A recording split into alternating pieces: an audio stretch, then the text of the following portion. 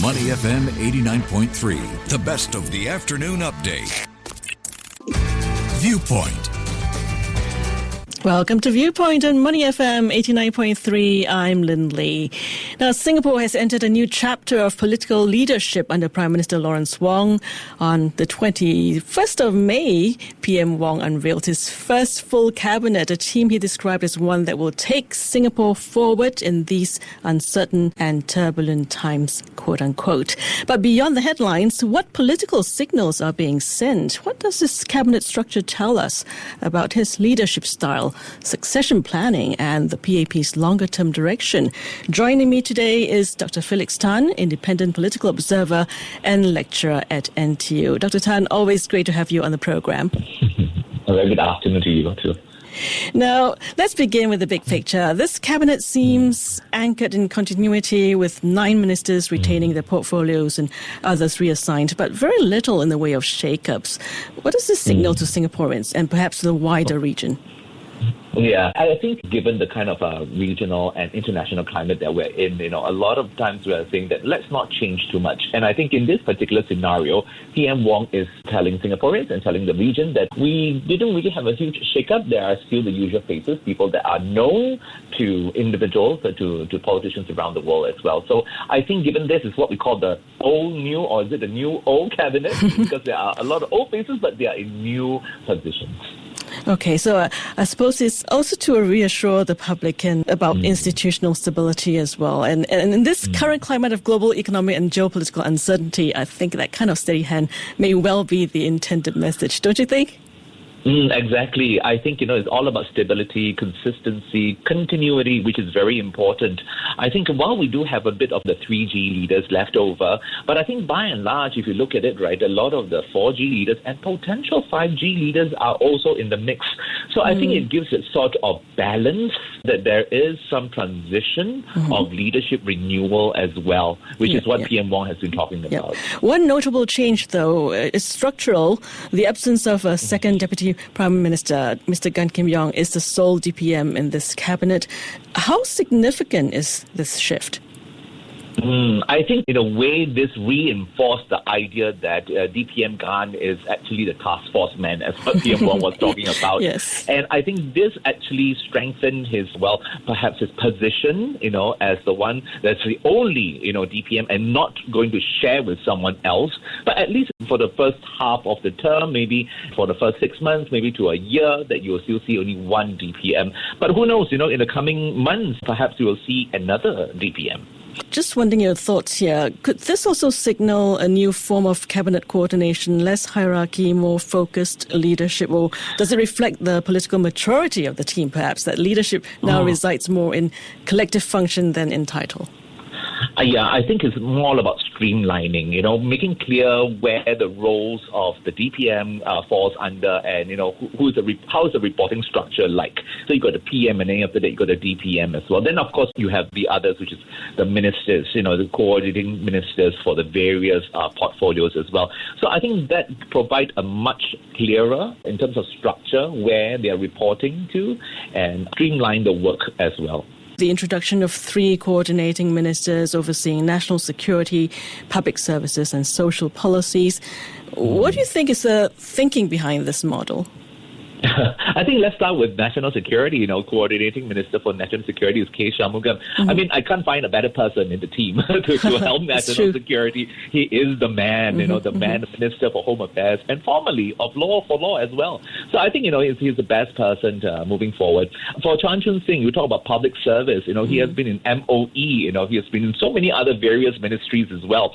So he's very familiar with, again, the public service, and I think he has that kind of attraction to the civil service as well, because he's a very people person. Ong Yi Kang, for coordinating ministers for social policy. I mean, he has been Minister of Health for Health, and he's actually, given the current election, he has been very popular with the people as well, and I think that will help in terms of all these 3 roles, right? I think it's all about, streamlining the work, ensuring that there is some sort of, development in these areas. Okay, efficiency is the name of the game. I think it's also less about the portfolio portfolios themselves and more about improving coherence, like you mentioned, increasingly complex challenges and move towards agility. 6 new ministers have been brought in, some of them first-time MPs, such as David Neo and Jeffrey Xiao. What does this suggest about PM Wong's approach to leadership renewal? I think he's serious about it. I think, while we do understand that you cannot, promote new faces immediately into ministerial positions, and for all the right reasons, because it's too sudden as well. But I think given that these 2 new faces in the team, does signal that we are, or at least PM Wong is ready to put in new faces inside as perhaps eventually ministerial position as well. So if you look at it, there are also others, probably, senior minister of state, from the newer faces like, Jasmine Lau, you've got, Goh Pei Ming, for example, Dinesh Vasudesh. So these are all ministers of state, which is, in a way, you can see that it's a promotion of sorts.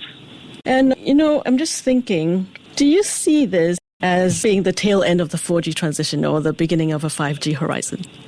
No, I don't think we want to stretch it that far. I mean, if you talk about the 4G, PM Wong has only just started his tenure as a 4G leader, and I don't think we should be thinking so far ahead as there'll be 5G. I mean, at the very least, he probably have another 2 terms, to serve, as Prime Minister before, if he eventually wants to step down, because, age will be also one factor as well by then, and it'll be quite some time before that. But this will provide the current so-called, these are potential 5G leaders. I guess, they will have much longer runway, a much longer path eventually to take over as Prime Minister. And that will, unlike PM Wong, which didn't have that long a runway to take over as Prime Minister. So I think, it's all about planning and all about strategizing. I think that is very important to give the 5G team a chance to learn the ropes, to learn the entire system much better, familiarize themselves, give themselves a much longer runway before taking over. Okay, let's talk about Ng Chee Meng, the NTUC Secretary General, Labour Chief, not included in the cabinet, which PM Wong said is a temporary arrangement. But given Singapore's tripartite governance model, how should we read into this? Yeah, I think, at this point in time, it's just a temporary arrangement, like what he has said already. And I think that gives a signal to Singaporeans that eventually in coming months, you will see Ng Chee Meng as the Labour chief. Not that he isn't already a SecGen of NTUC, but he was the SecGen of NTUC even before he was even elected or re-elected as MP.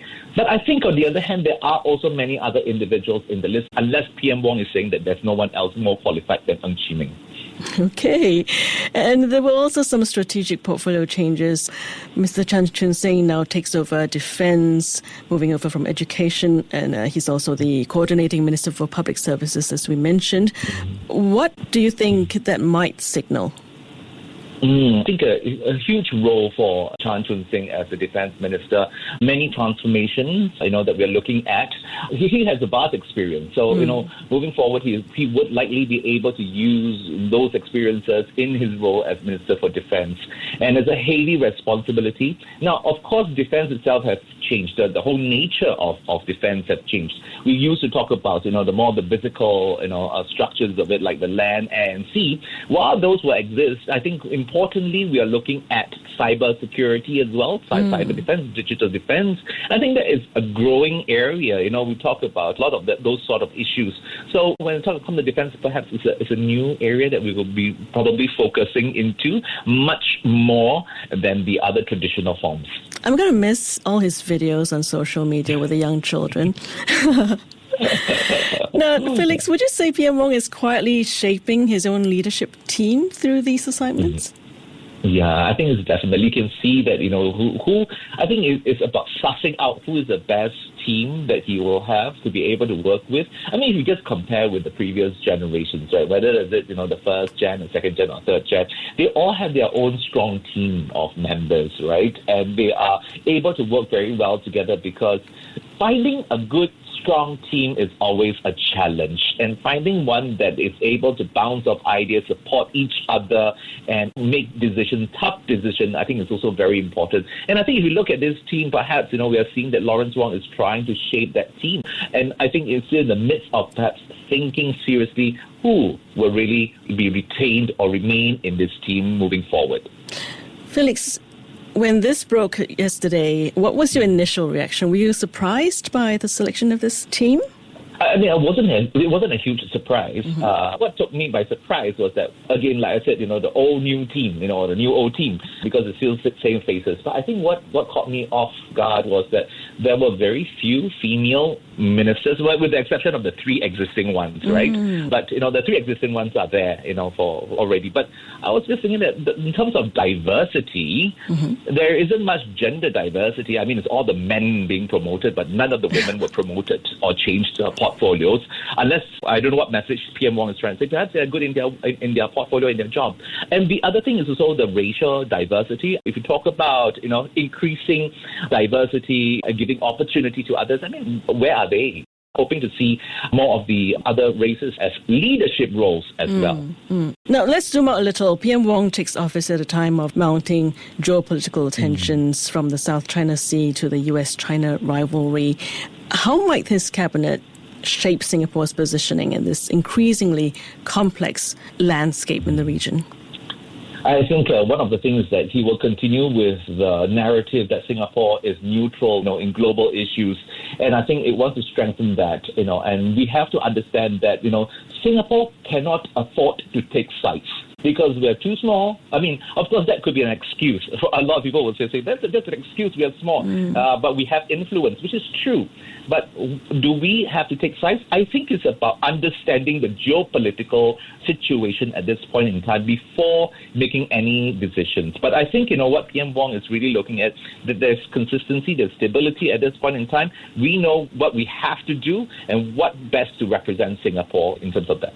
Exactly. The balancing role that Singapore plays in ASEAN as well as the Indo-Pacific. But with the new faces and evolving portfolios, do you think there'll be any shifts in posture at all? No, highly unlikely. I mean, if you see most of them, I think they all do know where Singapore stands, and they all do know that we are rather constrained by our lack of resources or thereof, and also how much influence do we have on the global landscape? Now, back to the domestic part of things. With cost of living concerns, inflation, and a rapidly evolving job market, how equipped do you think this cabinet is, in terms of addressing both near-term economic pressures and long-term workforce resilience? I think, if you look at what PM Lawrence Wong is, he's still the Minister for Finance. So he's still holding on to the purse strings of the government. And I think that won't be a shift for the time being unless he finds someone else to really take over the portfolio. Heavy responsibility. But I think in terms of that, it is a good thing for him that he's holding on to the purse strings of, the cabinet. And at the end of the day, he and his team will probably decide on how best to use the resources that we have in Singapore and how to balance out to the needs of Singaporeans as well as the need as a country, right? In vis-a-vis the regional and the global situation. So I think in that sense, we are pretty stable. Do you think there might be signs that the government is recalibrating its approach to mid-career workers or younger generations, or even cross-border talent competition in this region in Southeast Asia? I think for sure, because if you look at the role of the Minister for Education is Desmond Lee now, and also he's the Minister in charge of Social Services Integration. I think, in that sense, we are looking at probably an evolving ministry there. Because for far too long, we talk about the usual secondary school, primary schools, and of course tertiary education, whether polys or universities. But then, of course, there's also lifelong learning and adult learning. And I think that's an area that we are also going to tap into, and we'll see that, moving forward in this new direction, hopefully when Desmond Lee takes over, and I think that probably will be very much aligned with how Singapore has been talking about and been moving forward in this direction, about providing that opportunity for Singaporeans as well, but also to balance, with the influx of perhaps expats and foreign talent.